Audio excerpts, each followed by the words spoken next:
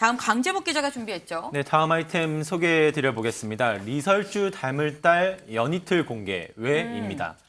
이 북한 김정은 국무위원장이 자신의 딸을 공개했습니다.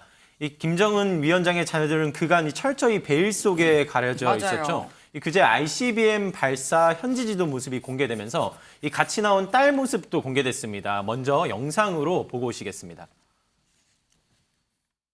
계속 위협을 가해온다면 우리 당과 공화국 정부는 단호히 핵에는 핵으로 정면 대결에는 정면 대결로 대답할 것이라고 엄숙히 천명하셨습니다. 중대한 리정표로 되는 역사적인 중요 전략무기 시험 발사장에 사랑하는 자제분과 여사와 함께 몸소 나오시어 시험 발사 전 과정을 직접 지도해 주시며 네, 어제도 추가 자료에 연이틀 딸 사진을 공개하며 그 의미를 두고 여러 해석이 나오고 있습니다. 이 사진 보시면서 좀 설명드리려고 하는데 네. 따로 이제 사진을 보시면은 따로 설명을 드리지 않아도 대번에 이제 누군지 알아볼 정도로 이제 많이 닮았다는 반응들이거든요. 붕어빵이다. 예, 붕어빵이다라는 반응이 많이 나오고 있습니다. 네. 또 김정은 위원장과 리설주 여사를 이제 골고루 닮은 모습인데 함께 미사일 발사하는 장면을 지켜보거나 네. 미사일 앞을 걸으며 대화하는 모습 등 사진이 공개됐습니다.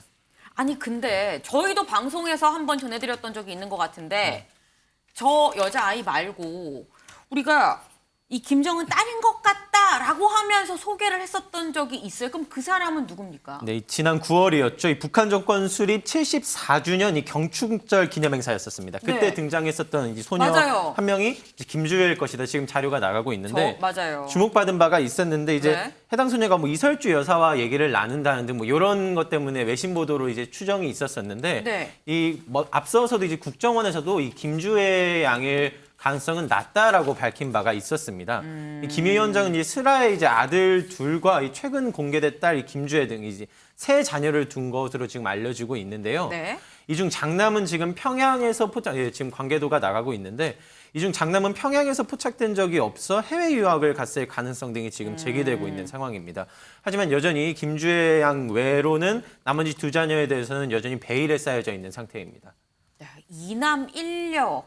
그런데 사실 셋 다 베일에 가려져 있었죠. 그러는데 이 셋 중에 한 명이 지금 공개가 된 겁니다. 그런데 그렇다고 한다면 이수아 기자, 네. 이 백두혈통 공개되는 것 자체가 굉장히 이례적인데 왜 공개한 거죠? 네, 특히 전문가들 얘기를 보면은 이 네. 최고 존엄이 있는 곳이잖아요. 그래서 그렇죠. 위협이 될 수 있는 경쟁자라고 할 수 있는 아무리 자식이라고 해도 이 후계자 공개는 거의 없는 일이라고 알려지고 있습니다. 네. 근데 외신들도 그래서인지 이례적인 딸 공개에 주목하고 있는데요. 여러 가지 해석이 있지만 일단 첫 번째는 네. 이 공개된 딸이 차기 지도자로서 준비를 하고 있거나 아니면 고모 김여정 부부장처럼 고문 또는 이 물밑 플레이어로 좀 뛸 가능성이 있다. 뭐 이런 해석도 나오고 있고요. 이 두 번째는 전략 무기로서 좀 미사일의 안전성을 과시하기 위해서 딸을 일종의 뭐 홍보 수단으로 쓴 거 아니냐. 뭐 이런 네. 얘기도 나오고 있습니다. 만약에 뭐 미사일이 안정적이지 않거나 위험하거나 발사가 실패할 가능성이 있었다면 이걸 굳이 가족이 보게 했겠냐. 이런 부분에서 아무래도 김정은 위원장이 뭐 전술핵 배치나 뭐 이런 부분에 대해서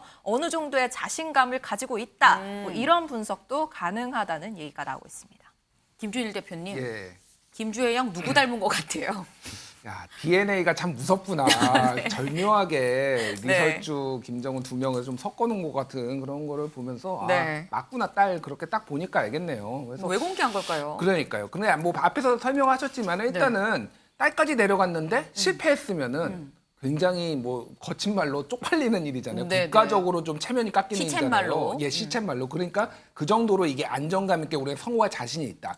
또 하나는 이제 이게 우리만의 무기가 아니라 후대 세대까지 이 핵무기와 ICBM이 굉장히 중요한 국가적 자산이 될 것이다. 그리고 네. 자애로운 아버지상 뭐 이런 것들을 다 노리고 지금 한 것 같아요. 그래서 뭐 네. 후계자 구도는 잘 모르겠습니다. 어쨌든 뭐 전반적으로 보면은 이게 좀 자신감이 많이 붙었다. ICBM과 이런 전략 핵무기에. 그래서 이것들이 이제 추후에 어떤 식으로 나타날지 지금 그러니까 또 하나 이제 마지막 남은 숙제 하나가 네. 지금 이게 고각 발사거든요. 위로 가서 이렇게 떨어지는 건데 맞아요. 이게 대기권 재진입을 할 때 고각 발사랑 실제 거리로 날아가는 발사랑은 그 좀 강도라고 해야 되나 탄두의 네. 이런 강도나 이런 것들이 좀 보완해야 될 것이 많아서 그런 부분들을 이제 실험할 것들을 어떻게 하느냐 그게 그렇게 해야 되면 태평양으로 쏴야 되거든요. 그쵸. 그러면은 미국하고의 어떤 정말 긴장 관계가 상당히 높아서 그 부분이 어떻게 실험이 진행될지 좀 봐야 될 것 같습니다.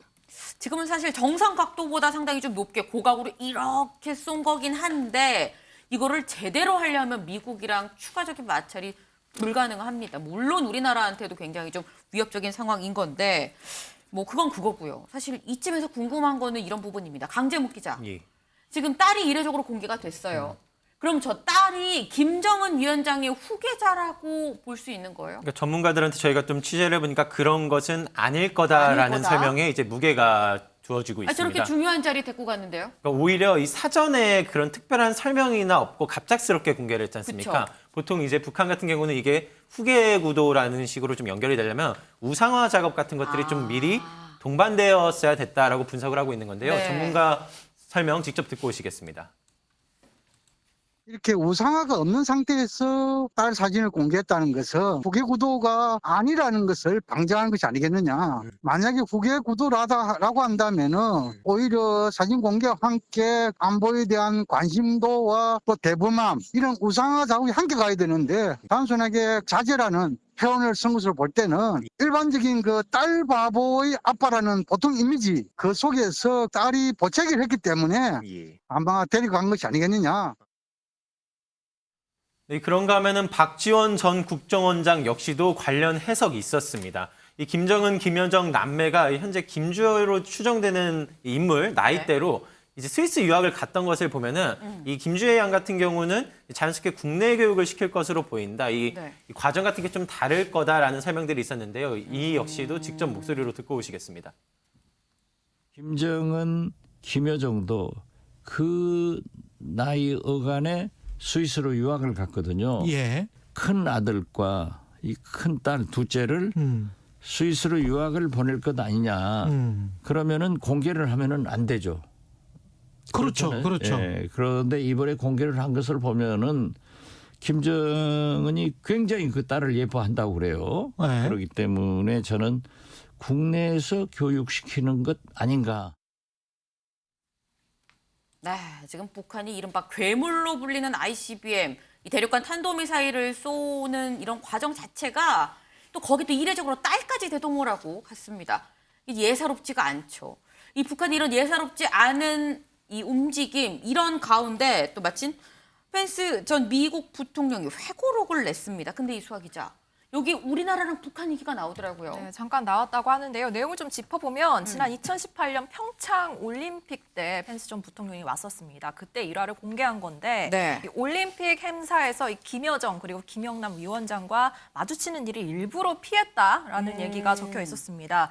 이 회고록에 따르면 문재인 전 대통령의 어느 정도 의도가 깔린 배치라고 이제 본인은 설명을 하고 있는데요. 네. 이 개막전 환영 리셉션과 만찬에서 이 김여정, 김영남과 펜스 부부 자리가 함께 붙어 있었다고 합니다. 그래서 펜스 전 부통령은 문 전 대통령이 정중한 방식으로 이 북측과의 만남을 자신에게 강요하려 했다라는 표현을 쓰면서 네. 결국 만찬 테이블에는 앉지 않고 퇴장했다라는 일화를 공개했습니다. 또 개막식 귀민석에 앉았을 때도 네. 좀 의도적으로 뒷줄에 앉아있던 김여정 부부장과 교류를 피했다. 진짜 딱 뒤에 앉아있네요. 일부러 무시했다라는 얘기까지 적혀 있었는데요. 이런 펜스 전 대통령의 주장, 사실 당시 뭐 평창 모멘텀으로 좀 북미 간의 대화에 물꼬를 틀었다. 이런 식으로 우리 정부에서 발표했던 것과는 대조적이어서 눈길을 끌고 있습니다. 네, 윤영걸 대표님.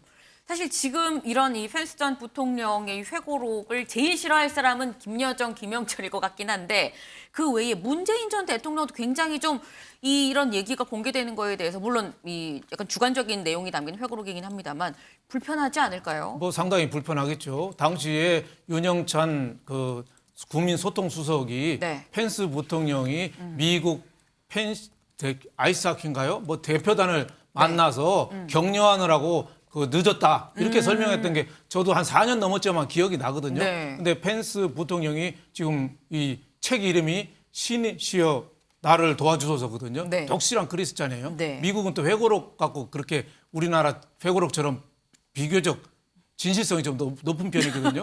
그래서 저는 네. 이 자초지종을 볼 때 펜스 부통령 회고가 저는 상당히 신빙성이 높다고 봅니다. 그 당시에 문재인 대통령이 어떠냐면 한반도 운전자론을 하면서 맞아요. 그 미국하고 북한하고 하여튼 손잡게 하려고 노력을 많이 했어요. 네. 북한이 비핵화 의사가 있다. 빨리 손잡아라. 이렇게 많이 했거든요. 그 당시에 또 미국은 핵 개발 미사일 쏴대는 북한하고는 대북 제재 완화 없다고 할 때거든요. 네. 그래서 문재인 대통령이 테이블에 또 같이 웃는 모습을 또 연출하려고 많이 노력을 한 것 같은데 펜스 부통령이 또 정치인으로서 노예하니까 같이 웃는 모습이 신문에 나서 전 세계로 타전됐을 때 웃는 모습이 어떤 영향을 줄까 그것까지 감안했다고 봐야죠. 네. 지금 펜스 전 부통령이 독실한 크리스천이기 때문에 뭐 다른 얘기를 쓰진 않지 않았겠느냐라는 말씀까지 주셨습니다.